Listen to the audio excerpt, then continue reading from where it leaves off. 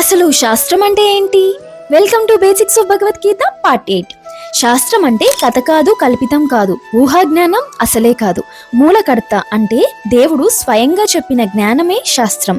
ఎలా అయితే దేశాన్ని రాజ్యాంగం చట్టాలు నడిపిస్తాయో అదే విధంగా మనిషి జీవితాన్ని శాస్త్రాలు నడిపిస్తాయి. ఫోన్, వాచ్, టీవీ అలాంటి వస్తువులు కొన్నప్పుడు వాటిని ఎలా యూస్ చేయాలో ఒక మాన్యువల్ ఇస్తారు కదా. అదేవిధంగా మనిషి జీవితాన్ని ఎలా జీవించాలో చెప్పే మాన్యువల్ మన శాస్త్రం. ఆ శాస్త్రాన్ని ఫాలో అయినప్పుడే మనకు ఎలా జీవించాలో స్పష్టంగా అర్థమవుతుంది.